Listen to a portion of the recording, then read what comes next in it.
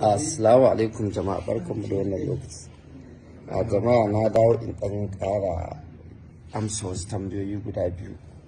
Wato abin da ya sa na damun ana shawarar amsa su a fili saboda na ga ire-irensu a comment ɗina. Sheikh, na ga tambayar ka, kai ma wani rabul na ga taka, na ga rubutun ku duka. Wannan dogon rubutu ya yi yawa. To, maganar da kuke shi ne, ina nufin ita gwamnati ba ta da laifi? Ba haka ba ne. Ita gwamnati mu sun gaya mana ba za su iya ba, kuma ba za su ban mulki ba. A lokacin da ka ce ka ga ba za ka iya ba sai ka ban mulki. To amma tun da ba su ban mulki ba, mu kuma ba mu isa mu sauke su ba yadda muke gani. Tunda su suka yi mu, ba mu muka yi su ba. To kaga ba yadda za mu yi sai dai mu bar su da Allah.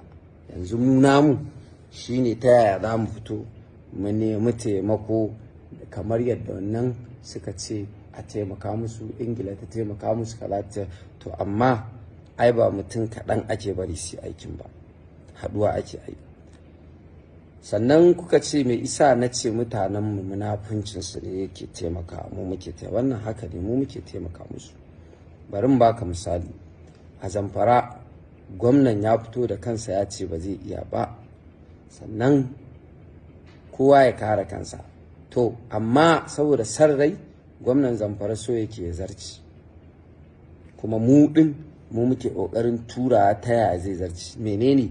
Mutanen Zamfaran wasu ne suka ware kuma za su zaɓe shi.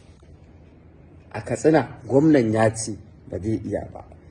Gwamnan Katsina ya faɗa shi ma sun yi felin jama'a, amma shi ne ya ɗauko wanda yake tunanin zai gaje shi a APC. Me yake nufi? Wanda zai gaje shi zai iya? Shi ne tambayar. Kuma mutanen Katsina wasunsu su ne suke taimaka musu. Disantin mu da Kaduna, Man Nasir ya faɗa duk abin da za a yi ba zai iya ba, za su iya ba, ba za su iya ba. Duk inda gazawarsu za ta fita, ta fita mangani. Amma ni still Man Nasir shi ya ɗauko wanda zai gaje shi. Hakan daidai ne? Wanda zai gaje kan oke shi zai iya, amma da yana cikin gwamnatinka bai taimaka ba sai da aka kashe mutane. Kuma mutanenmu su ne za su tura su suke musu kamfen su zaɓe su, sannan su ne za su dawo suna dagi. Ka gane? Ko in ce kun gane? Mu ne muke tura su, mu muke kamfen su, mu za mu zagi.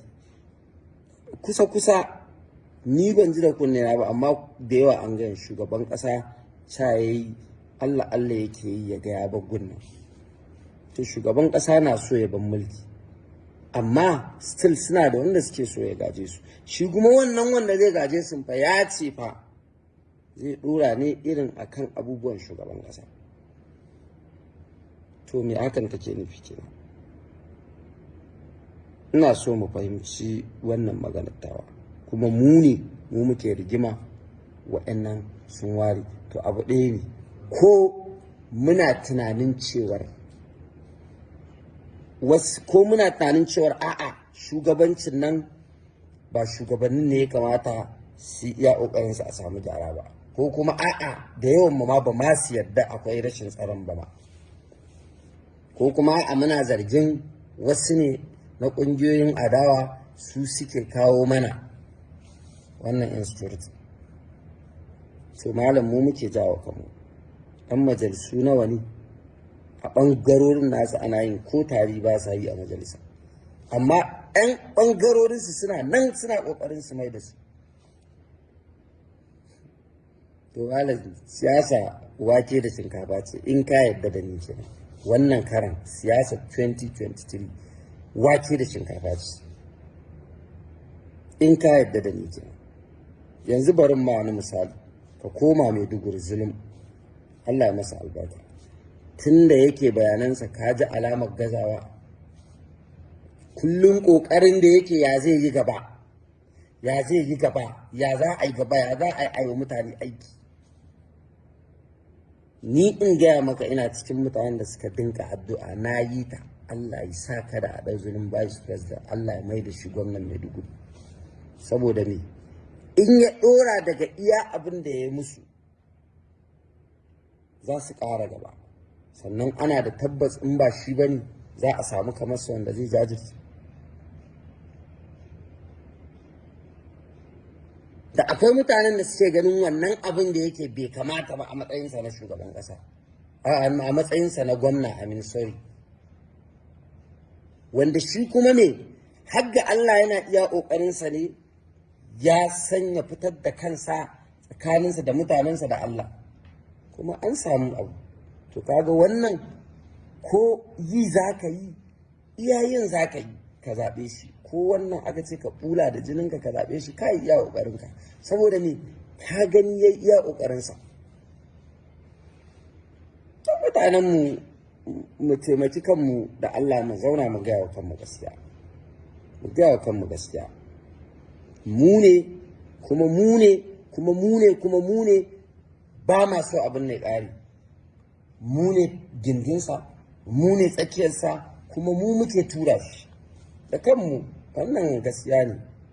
A daina damuwa, a daina zagin shugabanni, a daina zagin shugabanni, a daina zagin shugabanni. Na maimaita wannan. Babu mu da su yanzu ta ƙare, ba magana. Wannan ƙungiyoyin namu dai da suka dai fito, wannan ce su ne ƙungiyoyin arewa, wannan su ne na dattawa, wannan su ne na waye. Allah wadan wa'annan ƙungiyoyi, wannan na youth, wannan Allah wadan wa'annan shugabannin ƙungiyoyin nan, Allah wadan su. Duk surutun mutum ya zo ya ta yi a social media akan siyasa kaɗai za ka yi magana? Siyasa ce matsalar mu kawai? Mu yanzu in dai jin daɗin mu zai dawo ya ishe mu kawai. Babu tsoro, ba komai. Duk inda wani gaskiya take za mu faɗo ta wallahi. Wanda yake tunanin mun isa ya matsar da mu, fine. Ba wanda ya isa ƙara kansa kwana. Wanda yake tunanin wata ukuba, ba wanda yake sa wani a cikin wani yanayi sai Allah. Kullum muna addu'a Allah, duk wanda baya jin tsoronka Allah ka bari mu ji tsoronsa. Duk wanda baya jin kunyar sabanka Allah ka bari mu ji tsoronsa. To ba wani magana tsoro, lokacin tsoro ya wuce. Wannan abubuwan da muke gani da tashin hankali har ya zama na ma yanzu zuciyarmu ta ƙeƙashe. In ma mun gani da bakin makabarta an muka bi kasa bacci muke, yanzu fa Allah ya sa mu dace, Allah kare mu, ya kare mu. Wannan mutane suke cikin wannan kunci, ubangiji ka fitar da su da waɗanda suke kama su aka yi ma, akwai wanda aka kidnapping suna nan da yawa, da Allah ya fitar da su. Mutanen nan kuma masu shiryuwa, Allah muna roƙon shirye su, wanda ba za su yi ba ka ɓadda su, kai kata-kata da su, ba ma mu sanya akai da su ba. Babu, saboda za ka sace ni gobe ko ka yi, ko kuma gwamnati ko wani abu, wallahi ba zai hana a faɗo gaskiya ba in ta zo. Allah ya kiyaye. Ma'assalam.